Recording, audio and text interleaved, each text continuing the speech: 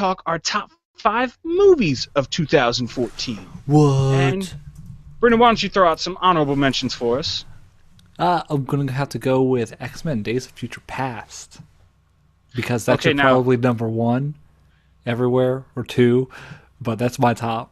So it has to get in there. So X-Men Days of Future Past, awesome Okay. movie. And Brian, it's probably on Brian's list, because it better be.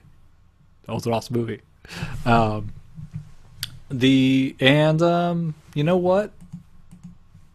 I don't really care about any other movie that came out this year. Okay, so Brendan only watched one, and that is the best movie for him of 2014.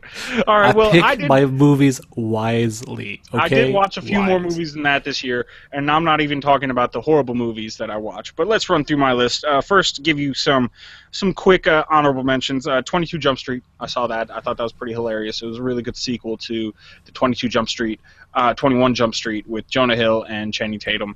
And watch the end scene credits, probably the funniest part of the movie, where they go to the 23 Jump Street and 24 Jump Street, all the way up to like 31 Jump Street or something like that. So it's really hilarious, almost funny beginning to end, solid all the way throughout. I really enjoyed it.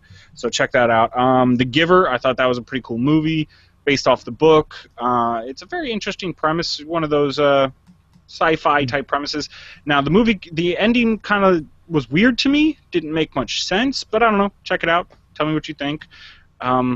It's one of those places, if you've ever seen Equilibrium, it's kind of like that with less action.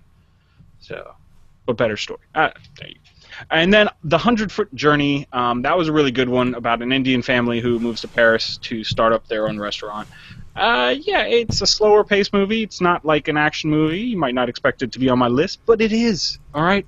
I can get deep, too. All right, and then none of the deep movies are on my top 5 list, so let's jump right into it. So number 5, Grand Budapest Hotel. That was a hilarious movie. If you didn't check it out, go ahead and get it. It came out in limited release in theaters, I believe, but it was hilarious. It's a huge cast. I believe Edward Norton, Bill Murray. I can't even go through how many people were in this movie. There was a bazillion of them. So go ahead and check that out. That was by the same director who did what was it? He's very famous for his movies. The Royal Tenenbaums, all right, forget it. I can't remember. That guy. You know that guy. You know that guy. But so let's move it on to number 4, and that was Captain America 2, The Winter Soldier. I think they did an awesome job. There was an actual story. There was an actual plot. There was an actual, character development happening in this superhero movie. You didn't just see the superhero show up and win. It wasn't just cut and dry. It was awesome. I thought it was really well done, excellent action scenes, and good character development. Marvel's done an amazing job with their with their Marvel MCU, I should say, Marvel Cinematic Universe. So that was really enjoyable. Yeah. Then number 3, another MCU movie, is Guardians of the Galaxy. I really enjoyed this one too. Thought they could have gone a little bit more of the serious route. There was a little bit of craziness. That, they were like, hey, Chris Pratt's a funny guy, so let's just make everything he does into a comedy. And that kind of annoyed me a little bit, but I don't think that detracted enough from the overall movie, which was just very well done. A good blend of action and adventure in that movie. Kind of like an Indiana Jones in space. Yeah. Yay. With a team of aliens that have superpowers. Yeah. Yeah, and a rocket raccoon. And he talks. And Groot. Can't forget Groot. Boom, boom, So Groot was awesome. Then we have number 2, Snowpiercer. You heard me talk about that a lot. Chris Evans film that, again, came out in limited release. You can see it everywhere. If you have Netflix, it's up there already. It was just awesome. It was just a very well told story, rich, deep detail for each environment they're going through. And, they're battling through a train car. And you can watch the movie, figure out what's going on.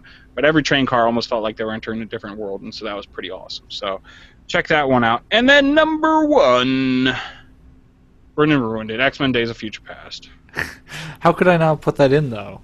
How could I not give that a shout-out if I'm only getting one thing to say? Like, come on. Okay, well. But, so I just thought it was awesome.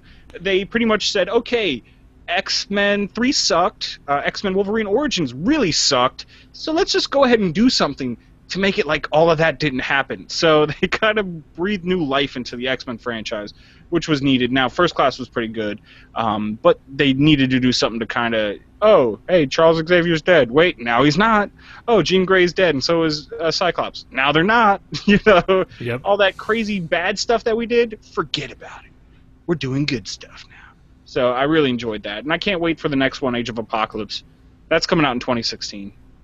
How much you want to bet that ends up on our top 5 list of 2016? I want to bet 3. 3. Number 3. The number 3. The number 3. Okay. Ownership of the number 3. All right, it's all yours, man. If you win, if you lose, it's mine. So, yeah, I'm already betting that it's on. So you're betting that it won't be on our list, huh? Yeah, that's why not? It's a dark horse bet because you bet for it, that means it can't happen. That's a dark horse bet right there. All right, and so let us know what your top 5 movies of 2014 were. Hit us up, comments down below. Of course, at Where's My Face on Twitter, Google Plus, and Facebook. Always good ways of getting a hold of us.